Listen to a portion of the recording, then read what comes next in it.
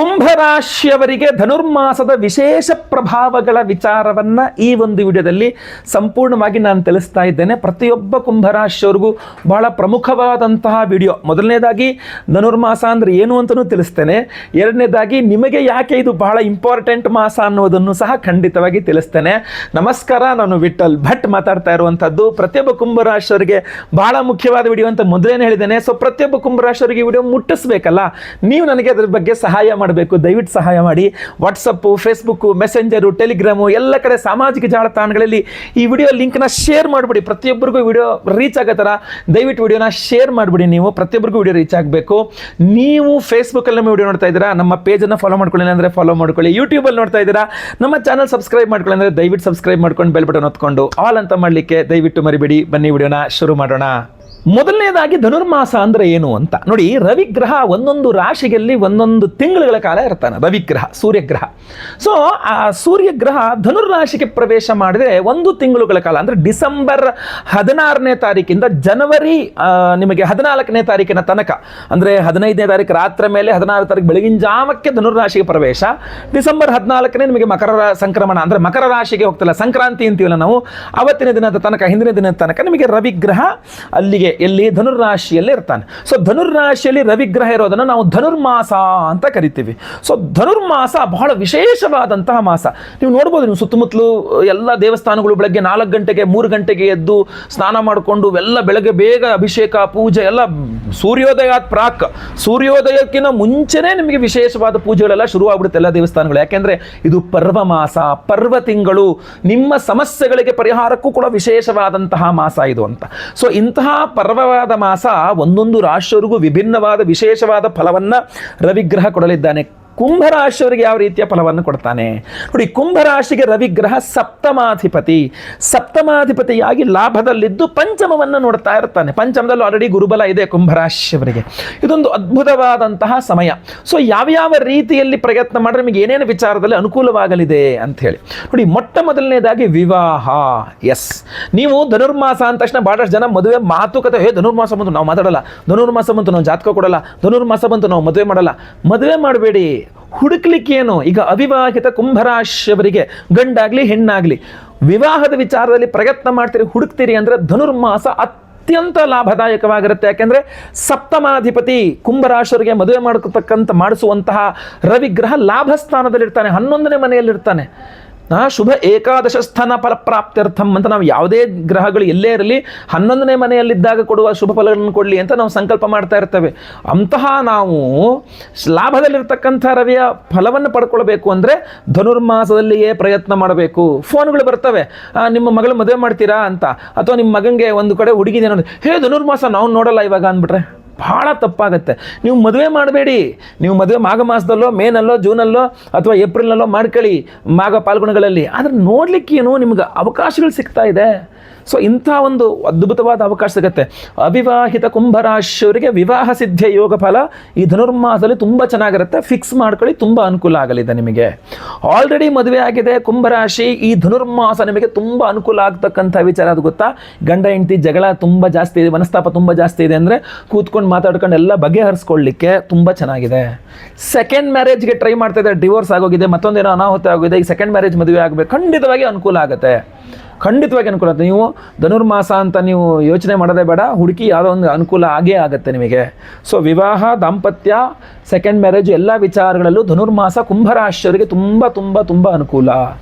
ಎರಡನೇದಾಗಿ ಸ್ನೇಹಿತರ ವಿಚಾರದಲ್ಲಿ ನೀವು ಕುಂಭರಾಶಿಯವರಾಗಿದ್ದು ಒಳ್ಳೆಯ ಫ್ರೆಂಡ್ಸೇ ಇಲ್ಲ ಗುರುಗಳೇ, ನನಗೆ ಯಾರು ಒಳ್ಳೆಯ ಉತ್ತಮವಾದಂಥ ಸ್ನೇಹಿತರು ಕೂಡ ಸಿಗ್ತಾ ಇಲ್ಲ ನನಗೆ ಅಂತಂದರೆ ಧನುರ್ಮಾಸದಲ್ಲಿ ನಿಮ್ಗೆ ಒಳ್ಳೆ ಉತ್ತಮ ಸ್ನೇಹಿತರು ಸಿಗ್ತಾರೆ. ಆಲ್ರೆಡಿ ಹಿಂದೆ ಇದ್ದಂಥ ಸ್ನೇಹಿತರು ನಿಮ್ಮನ್ನು ಬಿಟ್ಟು ಹೋಗಿದ್ದಾರೆ, ಜಗಳ ಮಾಡಿದ್ದಾರೆ, ದೂರ ಆಗಿದ್ದಾರೆ, ಅವರು ಕೂಡ ಮತ್ತೆ ವಾಪಸ್ ಪುನಃ ನಿಮ್ಮನ್ನು ಬಂದು ಭೇಟಿ ಮಾಡಿ ಚೆನ್ನಾಗಿ ಮತ್ತೆ ಪುನಃ ವಾಪಸ್ ನಿಮ್ಮ ಒಂದು ಸ್ನೇಹ ಬಾಂಧವ್ಯ ತುಂಬ ಚೆನ್ನಾಗಿ ನೆರಳಿದೆ.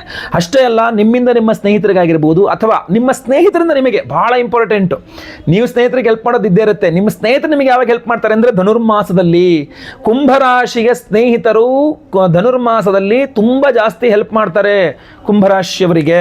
ಆ ಅವಕಾಶಗಳು ಕೂಡ ತುಂಬ ಚೆನ್ನಾಗಿ ಸಿಗುತ್ತೆ. ಇದನ್ನು ಬಳಸ್ಕೊಳ್ಬೇಕಷ್ಟೇ, ನನಗೆ ಗೊತ್ತಿಲ್ಲ, ನೀವು ಬಳಸ್ಕೊಳ್ಬೇಕು. ನಿಮ್ಮಲ್ಲಿರ್ತಕ್ಕಂಥದ್ದು ರವಿ ಆರಾಧನೆ ಮಾಡ್ಕೊಂಡು ಬಳಸ್ಕೊಳ್ಳಿ ಅಂತ. ಇನ್ನು ಮೂರನೇದಾಗಿ ನೀವೇನಾದರೂ ಪಾರ್ಟ್ನರ್ಶಿಪ್ನಲ್ಲಿ ಬಿಸ್ನೆಸ್ ಮಾಡ್ತಾ ಇದ್ದೀರಾ ಅಂತ ಆದರೆ, ಅಥವಾ ನೀವು ಬಿಸ್ನೆಸ್ ಮಾಡ್ತಾ ಇದ್ದೀರಾ, ಇನ್ವೆಸ್ಟರ್ಸ್ ಬೇಕು, ನಿಮಗೆ ಪಾರ್ಟ್ನರ್ಸ್ ಬೇಕು, ಹುಡುಕ್ತಾ ಇದ್ದೀರಾ, ಪಾರ್ಟ್ನರ್ಸ್ಗಳೇ ಸಿಗ್ತಲ್ಲ, ಯಾರು ನಿಮಗೆ ನಿಮ್ಮ ಜೊತೆ ಪಾರ್ಟ್ನರ್ಶಿಪ್ ಮಾಡೋಕ್ಕೆ ರೆಡಿ ಇಲ್ಲ, ಈ ಧನುರ್ಮಾಸದಲ್ಲಿ ಪ್ರಯತ್ನ ಮಾಡಿ ಸಿಗ್ತಾರೆ. ನೀವು ಕುಂಭರಾಶಿಯ ಬಿಸ್ನೆಸ್ ಮೆನ್ನು, ನಿಮಗೆ ಪಾರ್ಟ್ನರ್ ಬೇಕು, ಬಿಸ್ನೆಸ್ ಪಾರ್ಟ್ನರ್ ಬೇಕು ಅಂದರೆ ಖಂಡಿತವಾಗಿ ಸಿಗ್ತಾರೆ. ಇನ್ವೆಸ್ಟರ್ಸ್ಗಳು, ಪಾರ್ಟ್ನರ್ಸ್ಗಳು ಸಿಗ್ತಾರೆ. ಇಲ್ಲ ಆಲ್ರೆಡಿ ಪಾರ್ಟ್ನರ್ ಇದ್ದಾನೆ ಸರ್, ಜೀವ ತಿಂತಾ ಇದ್ದಾನೆ ಗುರುಗಳೇ, ನನಗೆ ಅದೇ ದೊಡ್ಡ ಹಿಂಸೆ ಆಗೋಗಿದೆ ಅವ್ರದ್ದೇನೆ ಅಂತಂದರೆ, ಇಲ್ಲ, ನೀವು ಕೂತ್ಕೊಂಡು ಸಾರ್ಟ್ಔಟ್ ಮಾಡಿಕೊಂಡು ಮಾತಾಡಿಕೊಂಡು ಮಾತುಕತೆಯಲ್ಲಿ ಮುಗಿಸ್ಕೊಳ್ಳೋಕ್ಕೆ, ಅವ್ರ ಜೊತೆಗಿನ ಏನೇ ಮಿಸ್ಅಂಡರ್ಸ್ಟ್ಯಾಂಡಿಂಗ್ ಇರಲಿ ಅದನ್ನು ಸರಿ ಮಾಡ್ಕೊಳ್ಳೋಕ್ಕೆ ಕುಂಭರಾಶಿಯವರಿಗೆ ಬಿಸ್ನೆಸ್ ಪಾರ್ಟ್ನರ್ಸ್ ಜೊತೆಗೆ ಇರುವ ಮಿಸ್ಅಂಡರ್ಸ್ಟ್ಯಾಂಡಿಂಗ್ ಸರಿ ಮಾಡ್ಕೊಳ್ಳೋಕ್ಕೆ ಧನುರ್ಮಾಸ ತುಂಬ ಶ್ರೇಷ್ಠವಾದ ಮಾಸ, ತುಂಬ ಅನುಕೂಲವಾಗಲಿದೆ ಕುಂಭರಾಶಿಯವರಿಗೆ. ನೋಡಿ, ಯೋಚನೆ ಮಾಡ್ಕೊಳ್ಳಿ, ಅಷ್ಟಾಯ್ತಾ? ಇನ್ನೂ ಇದೆ, ಇನ್ನೂ ತುಂಬ ಚೆನ್ನಾಗಿದೆ. ನೀವು ಕುಂಭರಾಶಿಯವರಾಗಿದ್ದು ಎಲ್ಲೂ ಹೊರಗಡೆ ಹೋಗೋಕ್ಕಾಗ್ತಾ ಇಲ್ಲ, ಎಲ್ಲಿದ್ದಲ್ಲೇ ಕುಂತಲ್ಲ ಆಗಿದೆ, ಒಂದೆಲ್ಲ ಬೇರೆ ಊರಿಗೆ ಹೋಗೋಣ, ಒಂದು ಟೂರ್ ಮಾಡೋಣ, ಅಲ್ಲಿ ಹೋಗೋಣ, ಇಲ್ಲಿ ಹೋಗೋಣ, ಎಲ್ಲೆಲ್ಲೋ ಹೋಗೋಣ ಅನ್ಕೊಂತೀವಿ, ಎಲ್ಲೂ ಓಕೆ ಆಗಲ್ಲ ಅನ್ಕೊಂತ ಇದ್ದೀರಾ, ಯೋಚನೆ ಮಾಡ್ತಾ ಇದ್ದೀರಾ, ಒಂಟಿತನ ಕಾಡ್ತಾ ಇದೆಯಾ, ತುಂಬ ಬೇಜಾರಾಗ್ತಾ ಇದೆಯಾ, ಕುಂತು ಎಲ್ಲೂ ಹೋಗೋಕ್ಕಾಗ್ತಾ ಇಲ್ಲ ಅಂತ ಯೋಚನೆನ ಮಾಡಬೇಡಿ. ಧನುರ್ಮಾಸದಲ್ಲಿ ಆರಾಮಾಗಿ ಟೂರ್ ಮಾಡ್ಬೋದು, ನೀವು ಆರಾಮ್ಸೆ ಟೂರ್ ಮಾಡ್ಬೋದು. ಜೊತೆಗೆ ಪಂಚಮದಲ್ಲಿ ಗುರು ಇರೋದ್ರಿಂದ ತೀರ್ಥಯಾತ್ರೆಗಳನ್ನು ಮಾಡ್ಬೋದು. ಬಹಳ ಕಾಲ ಆಗೋಯ್ತು ಗುರುಗಳೇ, ತಿರುಪತಿಗೆ ಹೋಗೋಕ್ಕಾಗಿಲ್ಲ, ಹೋಗಿ ಬನ್ನಿ, ಧನುರ್ಮಾಸದಲ್ಲಿ ನಿಮಗೆ ತುಂಬ ಅವಕಾಶಗಳು ಚೆನ್ನಾಗಿರುತ್ತೆ. ಕಾಶಿಗೆ ಹೋಗಬೇಕು, ಹೋಗಿ ಬನ್ನಿ, ಎಲ್ಲಿ ಬೇಕಾದ್ರೂ ಹೋಗಿ ಬನ್ನಿ, ಯಾವ ದೊಡ್ಡ ದೊಡ್ಡ ಕ್ಷೇತ್ರ ದೇವಸ್ಥಾನಗಳಿಗೆ ಹೋಗಿ ಬರೋಕ್ಕಾಗಿಲ್ಲ, ಹೋಗಿ ಬನ್ನಿ. ಇಲ್ಲ ನನಗೆ ವಿದೇಶಕ್ಕೆ ಹೋಗಬೇಕು, ಹೋಗಿ, ವಿದೇಶಕ್ಕೆ ಕೂಡ ಹೋಗೋಕೆ ಅನುಕೂಲ, ತುಂಬ ಚೆನ್ನಾಗಿ ಅವಕಾಶಗಳು ಸಿಗ್ತದೆ. ಧನುರ್ಮಾಸದಲ್ಲಿ ಅವಕಾಶಗಳು ತುಂಬ ಚೆನ್ನಾಗಿ ಸಿಗಲಿದೆ. ಇದರ ಜೊತೆಯಲ್ಲಿ ಉದ್ಯೋಗಕಾರಕ ರವಿಗ್ರಹ, ಆದ್ದರಿಂದ ನಿರುದ್ಯೋಗಿ ಕುಂಭರಾಶಿಯವರಿಗೆ ಉದ್ಯೋಗ ಸಿಗ್ತದೆ ಧನುರ್ಮಾಸದಲ್ಲಿ ಪ್ರಯತ್ನ ಮಾಡಿದ್ರೆ. ಆಲ್ರೆಡಿ ಉದ್ಯೋಗದಲ್ಲಿರ್ತಕ್ಕಂತಹ ಕುಂಭರಾಶಿಯವರಿಗೆ ಧನುರ್ಮಾಸದಲ್ಲಿ ಪ್ರಮೋಷನ್ ಇರ್ಬೋದು, ಸ್ಯಾಲ್ರಿ ಹೈಕ್ ಇರ್ಬೋದು, ಟ್ರಾನ್ಸ್ಫರ್ ಕೂಡ ಇರ್ಬೋದು, ಖಂಡಿತವಾಗಿ ಅದು ವಿಶೇಷವಾಗಿ ಟ್ರಾನ್ಸ್ಫರ್.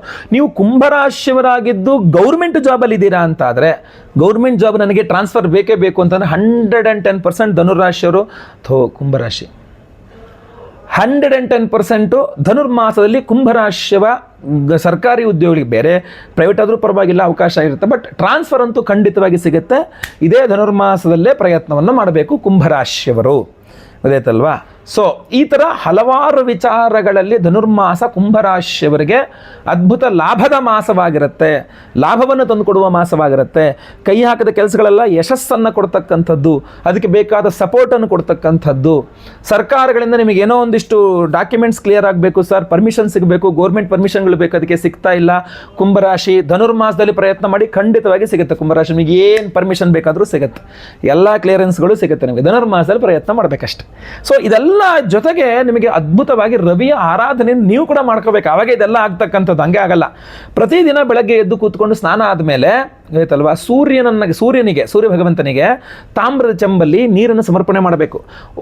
ತಾಮ್ರದ ಚೆಂಬು ತುಂಬ ನೀರು ತುಂಬಿಕೊಂಡು ಬೆಳಗ್ಗೆ 5:30 6 ಗಂಟೆಗೆ ಸೂರ್ಯ ಇನ್ನೇನು 6 ಗಂಟೆಗೆ ಉದಯ ಆಗ್ತಾ ಇರ್ಬೇಕಾದ್ರೆ ಹೋಗಿ ನಿಂತ್ಕೊಂಡು ನಿಮ್ಮ ಟೆರೆಸ್ ಮೇಲೋ ಬಾಲ್ಕನಿಯಲ್ಲಿ ನಿಂತ್ಕೊಂಡು ತಾಮ್ರದ ಚೆಂಬು ತುಂಬ ನೀರು ಇಟ್ಕೊಂಡು ಆ ಸೂರ್ಯನ ನೋಡಿಕೊಂಡು ಕೈ ಮುಕ್ಕೊಂಡು ಪ್ರಾರ್ಥನೆ ಮಾಡಿಕೊಂಡು ಭಾಸ್ಕರಾಯ ವಿದ್ಮಹೆ ಮಹದ್ಯುತಿಕರಾಯ ಧೀಮಹಿ ತನ್ನೋ ಆದಿತ್ಯ ಪ್ರಚೋದಯಾತ್ ಅಂತ ನೀರನ್ನು ಬಿಡ್ತಕ್ಕಂಥದ್ದು. ಅದು ಹೇಳಕ್ಕೆ ಬರಲ್ವಾ? ಸೂರ್ಯನಾರಾಯಣಾಯ ನಮಃ ಅರ್ಘ್ಯಂ ಸಮರ್ಪಯಾಮಿ, ಇಷ್ಟೇ ಹೇಳಿದ್ರು ಪರವಾಗಿಲ್ಲ. ಸೂರ್ಯನಾರಾಯಣಾಯ ನಮಃ ಅರ್ಘ್ಯಂ ಸಮರ್ಪಯಾಮಿ. ಆ ಸೂರ್ಯ ಇನ್ನೇನು ಉದಯಿಸ್ತಿರುವ ಸೂರ್ಯನಿಗೆ ತಾಮ್ರದ ಚೆಂಬಲ್ಲಿ ನೀವು ಈ ಧನುರ್ಮಾಸದಲ್ಲಿ 3 ಅರ್ಘ್ಯವನ್ನು ಬಿಟ್ಟರೆ ಅದ್ಭುತವಾದಂಥ ಲಾಭ ಕಣ್ರಿ ನಿಮಗೆ. ಇಲ್ಲ ಓಂ ಸೂರ್ಯನಾರಾಯಣಾಯ ನಮಃ ಅಂತ 336 ಬಾರಿ ಪ್ರತಿದಿನ ಧನುರ್ಮಾಸದಲ್ಲಿ ಜಪ ಮಾಡಿ. 336 336 ಬಾರಿ ಜಪ ಮಾಡಬೇಕು. ಇಲ್ಲ ನೀವು ಮನೆ ಹತ್ತಿರದಲ್ಲಿ ಆದರೆ ದೇವಸ್ಥಾನ ಇದ್ದರೂ ಅದರಲ್ಲಿ ನವಗ್ರಹಗಳಿದ್ದೇ ಇರುತ್ತೆ, ಮಧ್ಯದಲ್ಲಿ ಸೂರ್ಯಗ್ರಹ ಇರ್ತಾನೆ. ಭಾನುವಾರಗಳಲ್ಲಿ ಆ ಸೂರ್ಯಗ್ರಹನಿಗೆ ಫಲಪಂಚಾಮೃತ ಅಭಿಷೇಕ, ಕುಂಕುಮಾರ್ಚನೆ ಅಥವಾ ಕೆಂಪು ಹೂಗಳಲ್ಲಿ ಅರ್ಚನೆ ಮಾಡಿಸಿ, ಕೆಂಪು ವಸ್ತ್ರದಲ್ಲಿ ಒಂದು 3 kg ಗೋಧಿ ಹಾಕಿ ಗಂಟು ಕಟ್ಟಿ ಅದನ್ನು ದಾನ ಮಾಡಿ, ವಿಳಿದಳಿಕೆ ದಕ್ಷಿಣೆ ಸಹಿತವಾಗಿ ಯಥಾಶಕ್ತಿ ನೀವು ಯಾವುದು ನಿಮ್ಗೆ ಅನುಕೂಲವಾಗಿದ್ದು ಮಾಡ್ಬೋದು. ಆಮೇಲೆ ಸೂರ್ಯನ ಆರಾಧನೆ ಅಂದರೆ ಈ ಧನುರ್ಮಾಸ ಬಹಳ ವಿಶೇಷ. ಈ ಧನುರ್ಮಾಸದಲ್ಲಿ ನಿಮ್ಮ ಎಲ್ಲ ಬಾಧೆಗಳಿಗೆ ನೀವೇ ಮಾಡುವ ಪರಿಹಾರ ತುಂಬ ಚೆನ್ನಾಗಿ ಕೆಲಸ ಮಾಡುತ್ತೆ. ಧನುರ್ಮಾಸದಲ್ಲಿ ನೀವು ಏನೇ ಹೋಮ ಹವನ ಯಜ್ಞ ಯಾಗಾದಿಗಳು ಮಾಡೋದು ತುಂಬ ಚೆನ್ನಾಗಿ ಕೆಲಸ ಮಾಡುತ್ತೆ. ಅದರಿಂದನೇ ನಾವು ಬೆಳಗ್ಗೆ ಬೇಗ ಎದ್ದು ದೇವಸ್ಥಾನಗಳ ಪೂಜೆ ಮಾಡೋದು ಅದಕ್ಕೆ ತುಂಬ ಶ್ರೇಷ್ಠವಾದ ಮಾಸ ಅಂತ. ಸೊ ಅಂತಹ ಧನುರ್ಮಾಸದಲ್ಲೇ ನಿಮ್ಮೆಲ್ಲ ಶತ್ರುಬಾಧೆ, ಮಾಟಮಂತ್ರ, ಅದೃಷ್ಟಿದೋಷ, ವಿವಾಹ ಬಾಧೆ, ದಾಂಪತ್ಯ ಏನೇ ಸಮಸ್ಯೆಗಳಿರಲಿ ನಾವು ಕೂಡ ವಿಶೇಷವಾದಂಥ ಪರಿಹಾರವನ್ನು ಮಾಡ್ತಾ ಇದ್ದೇವೆ. ವೀಕ್ಷಕರೇ, ಡಿಸೆಂಬರ್ 20ನೇ ತಾರೀಕು ಧನುರ್ಮಾಸ ಆರಂಭವಾಗಿಬಿಟ್ಟಿರುತ್ತೆ. ಬಟ್ ಆ ಸಮಯ ಬಹಳ ಚೆನ್ನಾಗಿದೆ ಅನ್ನೋ ಕಾರಣಕ್ಕೆ ಹೇಳ್ತಾ ಇದ್ದೇನೆ. ಡಿಸೆಂಬರ್ 20ನೇ ತಾರೀಕು ಶನಿವಾರ ಅಮಾವಾಸ್ಯೆ ದಿವಸ, ಶನಿವಾರ ಅಮಾವಾಸ್ಯೆ ಬಹಳ ಒಳ್ಳೆಯ ಒಂದು ಕಾಂಬಿನೇಷನ್ ಅದು. ಸೊ ಮಾರ್ಗಶೀರ್ಷ ಮಾಸದ ಈ ಅಮಾವಾಸ್ಯೆ ಡಿಸೆಂಬರ್ 20ನೇ ತಾರೀಕಿದೆ. ಆವತ್ತಿನ ದಿವಸ ನಾವು ಬಹಳ ವಿಶೇಷವಾದಂತಹ ದೇವತಾರಾಧನೆಗಳು, ನಿಮ್ಮ ಸಮಸ್ಯೆಗೆ ವಿಶೇಷ ಪರಿಹಾರಗಳನ್ನು ನಾವು ಮಾಡ್ತಾ ಇದ್ದೇವೆ. ಅದರಲ್ಲೂ ವಿಶೇಷವಾಗಿ ನೀವು ದೃಷ್ಟಿ ದೋಷದಿಂದ ಚಿಂತಾಕ್ರಾಂತರಾಗಿದ್ದರೆ, ಬಟ್ ಗುರುಳೆ ಎಲ್ಲಿ ನೋಡಲಿ ಗುರುಳೆ, ಈ ಸುಮ್ಮನೆ ಮನೆಯಿಂದ ಹೊರಗಡೆ ನಾರ್ಮಲ್ ಬಟ್ಟೆ ಹಾಕೊಂಡು ಹೋದ್ರೂ ದೃಷ್ಟಿ ಆಗಿಬಿಡುತ್ತೆ. ಕೆಲಸದಲ್ಲಿ ದೃಷ್ಟಿ, ಬಿಸ್ನೆಸ್ ವ್ಯಾಪಾರದಲ್ಲಿ ದೃಷ್ಟಿ, ಅಂಗಡಿಯಲ್ಲಿ ದೃಷ್ಟಿ, ಹಣಕಾಸಿನ ವಿಚಾರದಲ್ಲಿ ದೃಷ್ಟಿ, ದೃಷ್ಟಿಯಾಗಿ ವಿವಾಹದಲ್ಲಿ ವಿಘ್ನಗಳು, ದೃಷ್ಟಿಯಾಗಿ ದಾಂಪತ್ಯದಲ್ಲಿ ವಿಘ್ನಗಳು, ದೃಷ್ಟಿಯಾಗಿ ಮಕ್ಕಳಿಗೆ ಸಮಸ್ಯೆಗಳು. ಹೀಗೆ ದೃಷ್ಟಿ ದೋಷದಿಂದಾಗಿ ಬಹಳಷ್ಟು ನೀವು ಕಷ್ಟಪಡ್ತಾ ಇದ್ರೆ, ಯಾಕೆಂದ್ರೆ ನಾವು ಮನುಷ್ಯನ ಹಿಡ್ಕೋಬಹುದು, ಮನುಷ್ಯನ ಮನಸ್ಸನ್ನು ಹಿಡ್ಕೊಳ್ಳೋಕ್ಕಾಗಲ್ಲ ಅಲ್ವಾ. ಸೊ ಅದರಿಂದಾಗಿ ಇರತಕ್ಕಂಥ ವಿಚಾರ ಏನಂದ್ರೆ, ನಾವು ದೃಷ್ಟಿಯಿಂದ ನಮ್ಮ ರಕ್ಷಣೆಯನ್ನು ನಾವು ಮಾಡ್ಕೊಳ್ಬೇಕು. ಊರ ಮೇಲಿರೋ ಮುಳ್ಳೆಲ್ಲ ತೆಗಿಯೋಕ್ಕಾಗಲ್ಲಪ್ಪ, ನನ್ನ ಕೈ ಚಪ್ಪಲಿ ಹಾಕಿ ಓಡಾಡಬೇಕು ಅನ್ನೋ ಥರ. ಸೊ ಅದರಿಂದ ಆ ಒಂದು ವಿಶೇಷವಾದಂತಹ ದೃಷ್ಟಿ ದೋಷವನ್ನು ನಿವಾರಣೆ ಮಾಡ್ತಕ್ಕಂಥ ಒಂದು ವಿಶೇಷ ಪರಿಹಾರವನ್ನು ನಾವು ಮಾಡ್ತಾ ಇದ್ದೇವೆ. ಅದುವೇ ಕುದೃಷ್ಟಿ ಪರಿಹಾರ ಹೋಮ. ಅದು ಅವತ್ತಿನ ದಿವಸ ಕೇತು ಜಯಂತಿ ಸಹ ಇದೆ. ಕೇತು ನಿಮಗೆ ದೃಷ್ಟಿಕಾರಕನಾಗಿರ್ತಾನೋ. ಸೊ ಅದರಿಂದ ಕೇತು ಜಯಂತಿಯ ದಿವಸವೇ, ಅಂದರೆ ಡಿಸೆಂಬರ್ 20ನೇ ತಾರೀಕು ಶನಿವಾರ ಕೇತು ಜಯಂತಿಯ ದಿವಸವೇ ನಾವು ಕುದೃಷ್ಟಿ ಪರಿಹಾರ ಹೋಮ, ಕೇತು ಶಾಂತಿಯನ್ನು ಮಾಡ್ತಾ ಇದ್ದೇವೆ. ಹಾಗೂ ವಿಶೇಷವಾದಂತಹ ಅಷ್ಟಧಾತು ಅಷ್ಟದಿಗ್ಬಂಧನ ಮಹಾರಕ್ಷಾ ಕವಚವನ್ನು ಕೊಡ್ತಾ ಇದ್ದೇವೆ. ಈ ಅಷ್ಟಧಾತು ಅಷ್ಟದಿಗ್ಬಂಧನ ಮಹಾರಕ್ಷಾ ಕವಚ ತುಂಬ ಕಾಂಪ್ಯಾಕ್ಟ್ ಆಗಿದೆ, ಸ್ವಲ್ಪ ಭಾರ ಅನ್ಸುತ್ತೆ ನಿಮಗೆ, ಬಟ್ ತುಂಬ ಕಾಂಪ್ಯಾಕ್ಟ್ ಆಗಿದೆ, ನೀವು ಆರಾಮಾಗಿ ಪಾಕೆಟಲ್ಲಿ ಇಟ್ಕೊಳ್ಬಹುದು. ಇದನ್ನು ಸಿದ್ಧಿ ಮಾಡಿ ಕೊಡ್ತೇವೆ. ಇನ್ನೂ ವಿಶೇಷವಾದಂಥ ಹೋಮಗಳಿದೆ. ಶತ್ರು ನಿಗ್ರಹ ಬಗಳಾಮುಖಿ ಹೋಮ. ಆ ವಿಶೇಷವಾದ ಹೋಮದಲ್ಲೂ ಈ ಒಂದು ಅಷ್ಟಧಾತು ಅಷ್ಟದಿಗ್ಬಂಧನ ಮಹಾ ರಕ್ಷಾ ಕವಚ ಎನರ್ಜೈಸ್ ಆಗಿರುತ್ತೆ. ಯಾಕೆ ಅಂದರೆ ಶತ್ರುಗಳನ್ನು ನಿಗ್ರಹ ಮಾಡ್ತಕ್ಕಂಥದ್ದು ಬಹಳ ಮುಖ್ಯವಾಗಿರುತ್ತೆ. ಶತ್ರುವನ್ನು ಸೋಲಿಸ್ತಕ್ಕಂಥದ್ದೆಲ್ಲ ಬಹಳ ದೂರದ ವಿಚಾರ. ಯಾಕೆಂದರೆ ಒಂದ್ಸಲ ಸೋಲಿಸ ಮತ್ತೆ ಪುನಃ ಬಂದ್ಬಿಡ್ತಾನೆ. ಅದು ಬದಲ ಶತ್ರುವನ್ನು ನಿಗ್ರಹ ಮಾಡಬೇಕು. ನಿಮ್ಮ ಸುದ್ದಿಗೆ ಅವರು ಬರಬಾರ್ದು, ಅವರು ಯಾವುದೇ ಕೆಡುಕು ಮಾಡಿದ್ರು ನಿಮಗೆ ತಾಗಬಾರ್ದು. ನಿಮ್ಮ ವ್ಯವಹಾರ, ನಿಮ್ಮ ಕೆಲಸಗಳು, ನಿಮ್ಮ ಕಾರ್ಯಗಳು, ನಿಮ್ಮ ಜೀವನ ನಿಮ್ಮ ಸುಗಮವಾಗಿ ನಡೆಸ್ಕೊಂಡು ಹೋಗಬೇಕು. ದೃಷ್ಟಿಯೂ ನಿಮಗೆ ತಾಗಬಾರದು, ಮಾಟಮಂತ್ರವೂ ನಿಮಗೆ ತಾಗಬಾರದು, ಶತ್ರುಬಾಧೆಯೂ ನಿಮಗೆ ತಾಗಬಾರದು. ಅದಕ್ಕೋಸ್ಕರವಾಗಿ ಶತ್ರು ನಿಗ್ರಹ ಬಗಳಾಮುಖಿ ಹೋಮ, ಕುದೃಷ್ಟಿ ಪರಿಹಾರ ಹೋಮ, ಜೊತೆಯಲ್ಲಿ ಎಲ್ಲ ವಿಘ್ನಗಳ ನಿವಾರಣೆ ಮಾಡ್ತಕ್ಕಂಥ ಕೇತು ಶಾಂತಿ ಹೋಮ. ಆಬ್ಸ್ಟ್ಯಾಕಲ್ಸ್ ಕ್ರಿಯೇಟರ್ ಅಂತ, ವಿಘ್ನಕಾರಕನಾಗಿರುತ್ತಾನೆ ಕೇತು ಗ್ರಹ. ಅದಕ್ಕೋಸ್ಕರ ಗಣಪತಿಯನ್ನು ಆರಾಧನೆ ಮಾಡ್ತೇವೆ ಕೇತು ಶಾಂತಿಗೋಸ್ಕರ. ಸೊ ಅದರಿಂದ ನಾವು ಬಹಳವಾಗಿ ಹೇಳ್ತಕ್ಕಂಥದ್ದು ಏನಂದರೆ, ಅವತ್ತಿನ ದಿವಸ ನಾವು ಕೇತು ಶಾಂತಿ ಹೋಮ, ಶತ್ರು ನಿಗ್ರಹ ಬಗಳಾಮುಖಿ ಹೋಮ, ಕುದೃಷ್ಟಿ ಪರಿಹಾರ ಹೋಮ ಅಷ್ಟೇ ಅಲ್ಲ, ಅವಿವಾಹಿತರಿಗೆ ವಿವಾಹ ಸಿದ್ಧಿಯಾಗಬೇಕು, ವಿವಾಹಿತರಿಗೆ ಅನ್ಯೋನ್ಯ ಸುಖ ದಾಂಪತ್ಯ ಜೀವನ ಸಿಗಬೇಕು ಅಂತ ಸ್ವಯಂವರ ಪಾರ್ವತಿ ಹೋಮವನ್ನು ಮಾಡ್ತಾ ಇದ್ದೇವೆ. ಇನ್ನು ಗುರುಬಲ ಇಲ್ಲದವರಿಗೆ ಗುರುಬಲ ಸಿಗಬೇಕು, ಗುರುಬಲ ಇರ್ತಕ್ಕಂಥವ್ರಿಗೆ ಗುರುಬಲ ಕೆಲಸ ಮಾಡಲಿಕ್ಕೆ ಶುರು ಮಾಡಬೇಕು, ಗುರುಶಾಂತಿ ಹೋಮವನ್ನು ಮಾಡ್ತಾ ಇದ್ದೇವೆ. ಪಂಚಮ ಶನಿ, ಅಷ್ಟಮ ಶನಿ, ಅರ್ಧಾಷ್ಟಮ ಶನಿ, ಸಾಡೆ ಸಾತಿ, ಶನಿ ಮಹಾದಶ, ಅಂತರ್ದಶ, ಸೂಕ್ಷ್ಮದಶ, ಪ್ರಾಣದಶ, ಯಾವುದೇ ರೀತಿಯ ಶನಿ ಪ್ರಭಾವ ಇದ್ರೂ, ದುಷ್ಪ್ರಭಾವ ಇದ್ದರೆ ಪರಿಹಾರವಾಗಬೇಕು ಅದು ಶನಿ ಶಾಂತಿ ಹೋಮವನ್ನು ಮಾಡ್ತಾ ಇದ್ದೇವೆ. ನವಗ್ರಹ ಶಾಂತಿ ಹೋಮಗಳನ್ನು ಮಾಡ್ತಾ ಇದ್ದೇವೆ. ಈ ಎಲ್ಲ ಹೋಮಗಳಲ್ಲಿ ಶನಿವಾರ ಅಮಾವಾಸ್ಯೆ, ಮಾರ್ಗಶೀರ್ಷ ಅಮಾವಾಸ್ಯೆ ದಿವಸ ಈ ಅಷ್ಟಧಾತು ಅಷ್ಟದಿಗ್ಬಂಧನ ಮಹಾರಕ್ಷಾ ಕವಚವನ್ನು ಎನರ್ಜೈಸ್ ಮಾಡಿ ಕೊಡ್ತಾ ಇದ್ದೇವೆ. ಸೊ ಇದನ್ನು ನೀವು ಎಲ್ಲ ಹೋಮಗಳ ಭಸ್ವ ನಿಮ್ಮ ಹಣೆಯಲ್ಲಿರುತ್ತೆ, ಆ ಕುಂಕುಮ ನಿಮ್ಮ ಹಣೆಯಲ್ಲಿ ಇಟ್ಕೊಳ್ಳಿ, ಆ ಭಸ್ವ ನಿಮ್ಮ ಹಣೆಗೆ ಹಚ್ಕೊಳ್ಳಿ. ಹಾಗೂ ಈ ವಿಶೇಷವಾದ ಯಂತ್ರವನ್ನು ನಿಮ್ಮ ಪಾಕೆಟಲ್ಲಿ ಇಟ್ಕೊಂಡ್ರೆ ಸಾಕು, ನಿಮ್ಮ ರಕ್ಷಣೆ ಹಾಗೇ ಇರ್ತದೆ. ಯಾಕೆ ಅಂದರೆ ಬಹಳ ಜನ ಕೇಳ್ತಿರ್ತೀವಿ, ನಾನು ಒಂದು ರಕ್ಷಣೆಗೆ ಏನಾರು ಒಂದು ಕುಡಿ ನಾವು ಇಟ್ಕೊಳ್ಳುವಂಥದ್ದು ಅಂತ. ಸೊ ಅದರಿಂದ ಇದು ಯಾವ ರೀತಿಯಲ್ಲಿ ಅಂದರೆ, ಏನಾದ್ರು ನಿಮಗೆ ಮೈಲಿಗೆ ಇತ್ಯಾದಿ ಅನಿಸಿದ್ರೆ ನೀವು ಅದನ್ನು ತೆಗೆದು ಎಲ್ಲರೂ ಇಟ್ಬಿಟ್ಟು ಹೊರಗಡೆ ಹೋಗಿ ಬಂದರೆ ಆಯ್ತಷ್ಟೇ. ಸೊ ಇವತ್ತು ಹೋದಾಗ ಇಲ್ಲಿ ಎಲ್ಲರೂ ಮೈಲಿಗೆ ಮೇಲೆ ಇಟ್ಕೊಳ್ಳಿ, ಏನೂ ತೊಂದರೆ ಇಲ್ಲ. ಬೇಕಾದಾಗ ಅದನ್ನು ತಗೊಂಡೋಗಿ. ಇವಾಗ ಯಾವುದೋ ಒಂದು ಮದುವೆ ಅಟೆಂಡ್ ಮಾಡ್ತಾ ಇದ್ದೀರಾ, ತುಂಬ ದೃಷ್ಟಿ ಆಗಿಬಿಡುತ್ತೆ. ಯಾವುದೋ ಒಂದು ಇದು ತುಂಬ ಇಂಪಾರ್ಟೆಂಟ್ ಈವೆಂಟ್ಗೆ ಹೋಗ್ತಾ ಇದ್ದಾರೆ, ತುಂಬ ಇಂಪಾರ್ಟೆಂಟ್ ಇರ್ತದೆ ಅದು. ಅಥವಾ ಯಾವುದೋ ಇಂಟರ್ವ್ಯೂ ಅಟೆಂಡ್ ಮಾಡ್ತಾ ಇದ್ದೀರಾ, ತುಂಬ ಇಂಪಾರ್ಟೆಂಟ್ ದೃಷ್ಟಿ ಮತ್ತೊಂದಿನದಿಂದ ನಿಮಗೆ ಏನೋ ಇಂಟರ್ವ್ಯೂ ಪಾಸ್ ಮಾಡೋಕ್ಕಾಗ್ತಾ ಇಲ್ಲ, ಕೆಲಸಗಳು ಸಿಗ್ತಾ ಇಲ್ಲ, ಎಕ್ಸಾಮ್ ತುಂಬ ಇಂಪಾರ್ಟೆಂಟ್ ಇರ್ತಕ್ಕಂಥದ್ದಾಗೆಲ್ಲ ಇಟ್ಕೊಂಡು ಹೋಗ್ಬೋದು ಪಾಕೆಟಲ್ಲಿ. ನಿತ್ಯ ಕೂಡ ನೀವು ಇಟ್ಕೊಳ್ಬೋದು, ಏನೂ ತೊಂದರೆ ಇಲ್ಲ. ಅಷ್ಟು ಅದ್ಭುತವಾದಂತಹ ಒಂದು ರಕ್ಷಾ ಕವಚ. ನೀವು ಸಂಕಲ್ಪ ಸೇವೆಗೆ ಹೆಸರು ಕೊಟ್ಟವ್ರಿಗೆಲ್ಲರಿಗೂ ಸಹ ಕೊಡ್ತಾ ಇದ್ದೇವೆ. ಅವತ್ತು ಡಿಸೆಂಬರ್ 20ನೇ ತಾರೀಕು ಲೈವಲ್ಲಿ ಹೋಮ ಇರುತ್ತೆ. ಲೈವಲ್ಲಿ ನಿಮ್ಮ ಹೆಸರು ಸಂಕಲ್ಪ ಆಗುತ್ತೆ.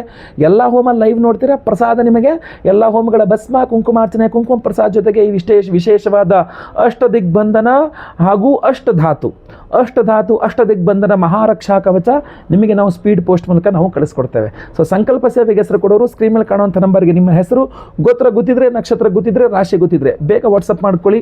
ಎಲ್ಲರಿಗೂ ಸಹ ಒಳ್ಳೆಯದಾಗಲಿ. ಈ ವಿಚಾರವನ್ನು ಪ್ರತಿಯೊಬ್ಬರಿಗೂ ತಿಳಿಸಿ, ಅವರವರಿಗೆ ಅನುಕೂಲ ಆಗಲಿ ಎಲ್ಲರಿಗೂ ಸಹ. ಸೊ ಸ್ಕ್ರೀನ್ ಮೇಲೆ ಕಾಣುವಂಥ ಕಾಣೋ ನಂಬರ್ಗೆ ನೀವು ಎಲ್ಲರೂ ಸಹ ಕಾಂಟ್ಯಾಕ್ಟ್ ಮಾಡಬಹುದಾಗಿರ್ತದೆ. ವಾಟ್ಸಪ್, ಫೇಸ್ಬುಕ್, ಮೆಸೆಂಜರ್, ಟೆಲಿಗ್ರಾಮ್ ಮೇಲೆ ಕಡೆ ವಿಡಿಯೋನ ಶೇರ್ ಮಾಡಿ ದಯವಿಟ್ಟು. ಎಲ್ಲರಿಗೂ ಸಹ ಒಳ್ಳೆಯದಾಗಲಿ. ನೆನ್ಪಿಟ್ಕೊಳ್ಳಿ, ಪ್ರತಿ ದಿವಸ ಓಂ ಸೂರ್ಯನಾರಾಯಣಾಯ ನಮಃ ಈ ಮಂತ್ರವನ್ನು ಜಪ ಮಾಡ್ತಾ ಇರಿ. 336 ಬಾರಿ ಜಪ ಮಾಡಿ ಪ್ರತಿ ದಿವಸ. ಮಿನಿಮಮ್ 1800 ಸಲ ಮಾಡಿದ್ರು ತುಂಬ ಒಳ್ಳೆಯದು. ಬಟ್ ದಯವಿಟ್ಟು ಮಾಡಿ. ಎಲ್ಲರಿಗೂ ಸಹ ಒಳ್ಳೆಯದಾಗಲಿ. ವಿಡಿಯೋ ಇಷ್ಟ ಆದರೆ ದಯವಿಟ್ಟು ಲೈಕ್ ಮಾಡ್ಲಿಕ್ಕೆ ಮರಿಬೇಡಿ. ಏನಾದರೂ ವಿಶೇಷ ಪ್ರಶ್ನೆಗಳಿದ್ದರೆ ದಯವಿಟ್ಟು ಕಾಮೆಂಟ್ ಮಾಡಲಿಕ್ಕೂ ಸಹ ಮರಿಬೇಡಿ.